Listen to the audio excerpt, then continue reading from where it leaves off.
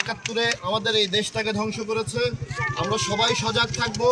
মানুষের দুয়ারে দুয়ারে গিয়ে বুঝাতে হবে ধানের শীষের প্রতীক ছাড়া আর কোনো প্রতীক নাই। চট্টগ্রাম ৪ সংসদীয় আসনের নির্বাচনী প্রচারণাকে বেগবান করতে আকবর্ষা থানা স্বেচ্ছাসেবক দলের আহ্বায়ক হাসান মাহমুদের উদ্যোগে এক বিশাল গণসংযোগ ও লিফলেট বিতরণ কর্মসূচি অনুষ্ঠিত হয়েছে। আজ নগরে আকবর্ষা থানা যুবদল, স্বেচ্ছাসেবক দল ও ছাত্র দলের কয়েকশো নেতাকর্মী এই প্রচারণায় অংশ নেন।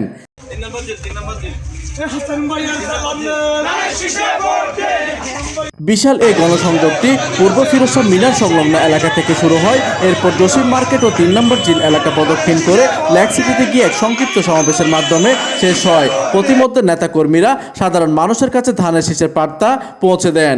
এই সময় স্বেচ্ছাসেবক দলের আহ্বায়ক হাসান মাহমুদ গণমাধ্যমকে বলেন, আমাদের যে ওয়ার্ডের প্রত্যেকটা ইউনিট বাকি আছে, আমরা প্রত্যেকটা ডোর টু ডোর যাব, চেষ্টা করব আমাদের দাওয়াত বা আমাদের এই ধানের শীষের প্রতীক সবার বাসায় পৌঁছে দিতে ইনশাআল্লাহ। আমাদের কর্মী, আমাদের যে স্বেচ্ছাসেবক দল, যুব দল এবং ছাত্র দলের ভাইরা যেভাবে কষ্ট করে যাচ্ছে তারা ইনশাআল্লাহ সফল হবে।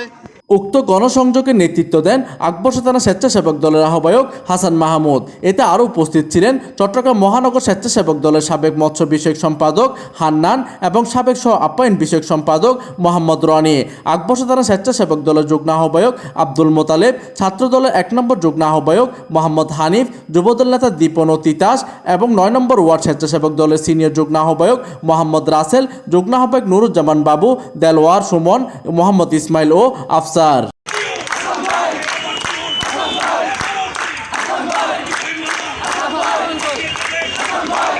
প্রতিনিধি কামরুল হাসানের তথ্য ও পাঠানো চিত্রে ডেস্ক নিউজ, দিগন্তের বার্তা 24, চট্টগ্রাম।